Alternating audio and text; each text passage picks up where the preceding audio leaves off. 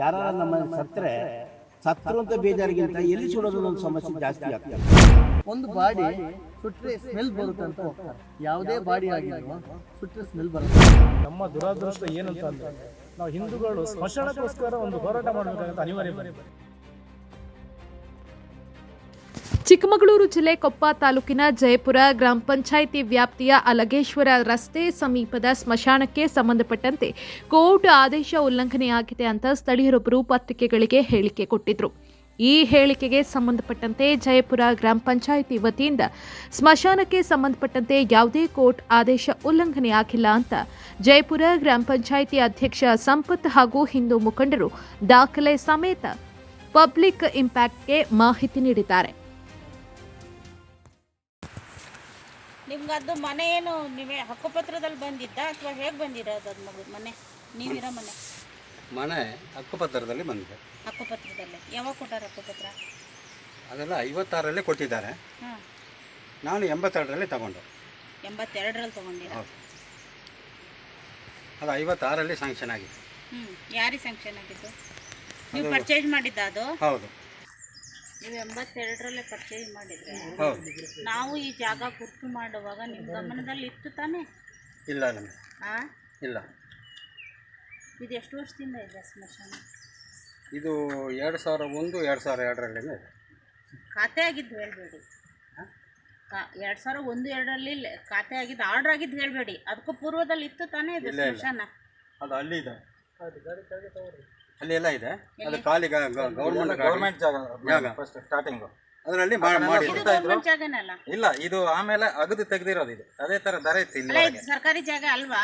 ಸರ್ಕಾರಿ ಜಾಗನೇ ಮೇಡಮ್. ಅದು ಸರ್ಕಾರಿ ಜಾಗನೇ, ಇದು ಸರ್ಕಾರಿ ಜಾಗನೇ. ಆಯ್ತಾ? ನಾವು ಇಲ್ಲಾನೆ ಹೇಳಲ್ಲ, ಸರ್ಕಾರಿ ಜಾಗನೇ. ಹಣ ಇಲ್ಲಿ ಸುಟ್ರೆ ಸ್ಮೆಲ್ ಬರ್ತದೆ.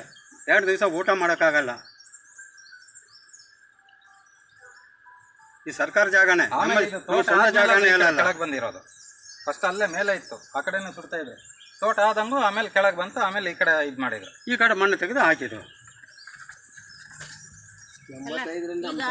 ಒಂದು ಮನೆ ಸಲುವಾಗಿ ಇಡೀ ಗ್ರಾಮಸ್ಥರು ಶಿಫ್ಟಿಂಗ್ ಆಗ್ಬೇಕು ಅಂತೀರಿ ನೀವು, ನಿಮ್ಮ ಲೆಕ್ಕ?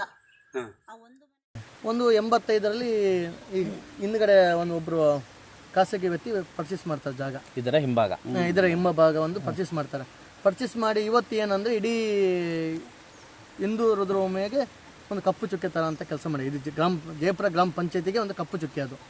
ಯಾಕಂದರೆ ಯಾವುದಾದ್ರೂ ಒಬ್ಬರು ತೀರ್ಕೊಂಡ್ಬಿಟ್ರೆ ನಮಗೆ ಇಲ್ಲಿ ಸುಡೋ ಅಂಥ ಅವಕಾಶ ಇಲ್ಲ.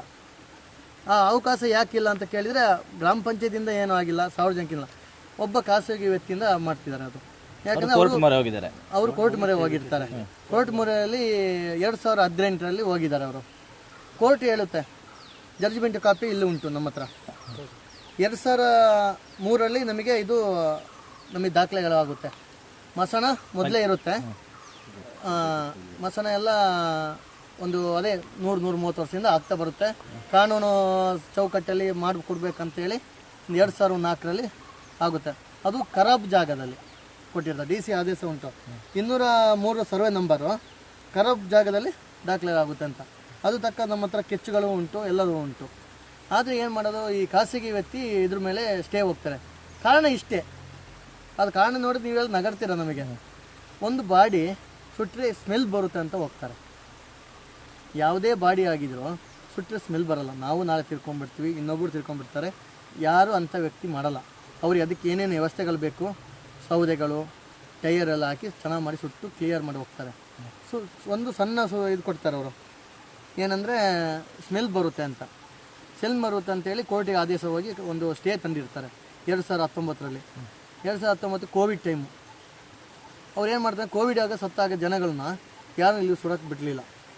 ನಾವು ಮಸನ ಇಲ್ಲಿ ಇರೋ 5 ಗುಂಟೆ ಇದ್ದರೆ ಪಕ್ಕದಲ್ಲಿ ಜಾಗ ಉಂಟು, ಖರಾಬ್ ಜಾಗ, ಒಳ್ಳೆ ಜಾಗದಲ್ಲಿ, ಅಲ್ಲಿ ಸುಡೋಕ್ಕೆ ಬಿಡ್ತಿರಲಿಲ್ಲ. ಅಲ್ಲಿ ಜಿಲ್ಲಾ ಪಂಚಾಯತಿಯಿಂದ ರಸ್ತೆ ಮಾಡಿಕೊಟ್ಟಿದ್ದಾರೆ ನಮ್ಮ ಜಯಪುರ ಮಸನಕ್ಕಾಗಿ. ಮತ್ತು ಪಕ್ಕದಲ್ಲಿ ಚರಂಡಿ ಮಾಡಿಕೊಟ್ಟಿದ್ದಾರೆ ತಾಲೂಕು ಪಂಚಾಯತ್. ಅದಕ್ಕೆ ತಂದು ಅವರು ಸ್ವಂತ ವಾಹನ ತಂದು ಅಡ್ಡ ನಿಲ್ಲಿಸೋದು. ಅಡ್ಡ ನಿಲ್ಲಿಸಿ ಏನು ಹೇಳ್ತಾರೆ ಅಂದರೆ, ನಮ್ಮ ಡಿಪಾರ್ಟ್ಮೆಂಟ್ ಆಗಿರ್ಬೋದು, ರೆವಿನ್ಯೂ ಡಿಪಾರ್ಟ್ಮೆಂಟ್ ಆಗಿರ್ಬೋದು, ಗ್ರಾಮ ಪಂಚಾಯತ್ ಡಿಪಾರ್ಟ್ಮೆಂಟ್ ಆಗಿರ್ಬೋದು, ಪೊಲೀಸ್ ಡಿಪಾರ್ಟ್ಮೆಂಟಿಗೆ ಏನು ಹೇಳ್ತಾರೆ, 203 ಸರ್ವೆ ನಂಬರಲ್ಲಿ ಮಸನ ಜಾಗ ಉಂಟು, ಅಲ್ಲಿ ಸ್ಥಳಾಂತರ ಮಾಡಿ ಅಂತಾರೆ. ಯಾಕಂದ್ರೆ ದಿಕ್ಕು ತಪ್ಪಿಸೋದವರು. ಇಲ್ಲಿ ನಮ್ಮ ಹತ್ರ ಆದೇಶಗಳು ಉಂಟು, 203 ಪಕ್ಕದ ಖರಾಬ್ ಜಾಗದಲ್ಲಿ ಅಂತ ಉಂಟು. ಇದು ಪಕ್ಕಾ ಪೋರ್ಟ್ ಸರ್ವೆ ನಂಬರ್. ಇದು ಆ್ಯಕ್ಚುಲಿ ಸರ್ಕಾರ ಸರ್ವೆ ನಂಬರ್ 84 ಬರೋದು. 84 ಸರ್ವೆ ನಂಬರ್ ಇದು. ದುರಸ್ತಿಯಾಗಿ ಇದು ಪಕ್ಕಾ ಇನ್ನೊಬ್ಬರಿಗೆ ಖಾಸಗಿ ಆದಮೇಲೆ ಅದು ಪಕ್ಕಾ ಫೋನ್ ಮಾಡಿ ಅದು ದುರಸ್ತಿ ಆದಮೇಲೆ ಅವರಿಗೆ ಸ್ವಂತ ನಂಬರ್ ಕೊಡ್ತಾರೆ. 203 ಸರ್ವೆ ನಂಬರ್. 203 ಸರ್ವೆ ನಂಬರ್ ಅವ್ರದ್ದು ಮಾತು ಬಿಟ್ಟರೆ ಸರ್ಕಾರ ಸರ್ವೆ ನಂಬರ್ ಬರೋಲ್ಲ ಇಲ್ಲಿ. ಹಾಗಾಗಿ ನಾವು ಹೇಳ್ತೀವಿ ಇದು ಪಕ್ಕಾ ಫೇಕ್ ನ್ಯೂಸ್. ಅವರು ಈ ವರ್ಷ ಕಮ್ಮಿ ಅಂದರೆ 45 ವರ್ಷದಿಂದಲೂ ಈ ಊರಿನ ಪ್ರಜೆಗಳೇ ಏನಪ್ಪ ಅಂದರೆ ಸ್ಮಶಾನ ಇದ್ದಿದ್ದು ಹೌದು, ಸುಡ್ತಿದ್ದು ಹೌದು, ಎಲ್ಲ ಥರದಲ್ಲೂ ಕರೆಕ್ಟ್ ಇತ್ತು. ಈ ಕೆಲವು ಏನೋ ಒಂದು ಹಿತಾಸಕ್ತಿಗಳಿಂದ ಬಿಡ್ತಿರಲಿಲ್ಲ, ಅವಾಗ ಸ್ವಲ್ಪ ತೊಂದರೆ ಆಗ್ತಿತ್ತು. ಈಗ ಎಲ್ಲ ನಮ್ಮ ಜನಗಳೆಲ್ಲ ಒಂದಾಗಿದ್ದಾರೆ, ಬೇಕೇ ಬೇಕು, ನಮಗೆ ನಾಳೆ ತೊಂದರೆ ಆಗ್ತದೆ. ಇವತ್ತು ಈ ಊರಿನ ಸಮಸ್ಯೆ ಏನು ಅಂದರೆ ಯಾರು ನಮ್ಮ ಸತ್ರು ಅಂತ ಬೇಜಾರಿಗಿಂತ ಎಲ್ಲಿ ಸುಡೋದನ್ನೊಂದು ಸಮಸ್ಯೆ ಜಾಸ್ತಿ ಆಗ್ತಾಯಿತ್ತು. ಅದನ್ನು ಮನಗಂಡು ನಮ್ಮ ಊರಿನ ಎಲ್ಲ ಯುವಕರು ಎಲ್ಲರೂ ಪಾಪ ಅವರು ಇವರು ಅಂತೆಲ್ಲ ಎಲ್ಲರೂ ಸೇರಿ ಇದನ್ನು ಅಭಿವೃದ್ಧಿ ಮಾಡಬೇಕು, ಮತ್ತು ಇದನ್ನು ಹಿಂದೆ ಯಾವ ಥರ ಐತೆ ಅದೇ ಥರ ಮುಂದುವರ್ಸ್ಕೊಂಡು ಹೋಗಬೇಕು ಅಂತ ಒಂದು. ಅದನ್ನು ಇವಾಗ ತಹಸೀಲ್ದಾರ್ ಕೂಡ ಪಾಪ ಭಾಳ ಚೆನ್ನಾಗಿ ಮಾತಾಡಿ ಹೇಳಿದ್ರು, ಇದು ಏನು ನಿಜವಾಗ್ಲೂ ಬೇಕು, ನಿಮ್ಮ ಮನೆ ಶಿಫ್ಟ್ ಮಾಡಬೋದೇ ಹೊರತು ಸ್ಮಶಾನ ಶಿಫ್ಟ್ ಮಾಡೋಕ್ಕೆ ಬರೋಲ್ಲ, ನಾಳೆ ನಾವು ಸತ್ರು ಇಲ್ಲಿಗೆ ಬರಬೇಕು ಅಂತ ಒಂದು ಒಳ್ಳೆ ಮಾತಾಡಿ ಅವರು ನಮಗೆ ಒಂದು ಧೈರ್ಯ ತುಂಬಿದರು. ಎಲ್ಲರೂ ಭಾಳ ಖುಷಿಯಾಗಿದೆ. ಅದನ್ನು ಯಥಾಸ್ಥಿತಿ ನಮ್ಮ ಸ್ಮಶಾನನ ಮುಂದುವರ್ಸ್ಕೊಂಡು ಹೋಗಬೇಕು ಅಂತ ನಾನು ಮಾಡಿದ್ದೆ. ನಮ್ಮ ದುರಾದೃಷ್ಟ ಏನಂತ ಅಂದರೆ ನಾವು ಹಿಂದೂಗಳು ಸ್ಮಶಾನಕ್ಕೋಸ್ಕರ ಒಂದು ಹೋರಾಟ ಮಾಡಬೇಕಾಗಂತ ಅನಿವಾರ್ಯ ಬಂದಿದೆ. ನಮ್ಮ ಪರಿಸ್ಥಿತಿ ಎಲ್ಲಿ ತಲುಪ್ತಿದೆ ಅಂದರೆ ಈಗ ಹಿಂದೂಗಳು ಸ್ಮಶಾನ ಇದ್ದರೂ ಕೂಡ ನಾವು ಹೋರಾಟ ಮಾಡಿ ಪಡ್ಕೊಳ್ಳುವಂಥ ಎಲ್ಲದನ್ನು ಹಿಂದೂಗಳು ಯಾಕೆ ಹೋರಾಟ ಮಾಡಿ ಪಡ್ಕೊಳ್ಬೇಕಂತ ಅನಿವಾರ್ಯವಾಗಿದೆ. ಇದು ಯಾಕಂತ ಗೊತ್ತಾಗ್ತಿಲ್ಲ. ಇದು ಹೇಳೋದು ಸ್ಮಶಾನಕ್ಕಿಂತ ಮೊದಲಿದ್ದು ಮನೆಯಕ್ಕಿಂತ ಮೊದಲಿದ್ದು ಸ್ಮಶಾನನೇ. ಇವರು ಸ್ಮಶಾನ ಜಾಗದಲ್ಲಿ ಇವರಿಗೆ ಅಲರ್ಟ್ ಆಗಿದೆ ಅಂತಲ್ಲ, ಒಬ್ಬ ಕ್ರಿಶ್ಚಿಯನ್ ಅವರಿಗೆ ಅಲರ್ಟ್ ಆಗಿದೆ, ಅವ್ರು ಸ್ಮಶಾನ ಇದೆ ಅನ್ನೋ ಉದ್ದೇಶದಿಂದನೇ ಈ ಜಾಗನ ಅವ್ರು ಕೊಟ್ಟು ಹೋಗಿರೋದು. ಇವರು ಅಷ್ಟೆಲ್ಲ ಗೊತ್ತಿದ್ರು ಇವ್ರಿಗೆ ಸ್ಮಶಾನ ಅಂತ ಗೊತ್ತಿದೆ. ಯಾಕಂದ್ರೆ ಮೊದಲು ಇದು ಸ್ಮಶಾನನೇ ಇಲ್ಲಿ, ಆಮೇಲೆ ಇರುವಂಥದ್ದು ಮನೆ.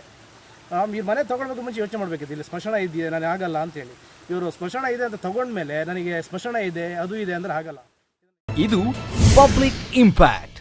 ಜನಶಕ್ತಿಯೇ ನಿರ್ಣಾಯಕ.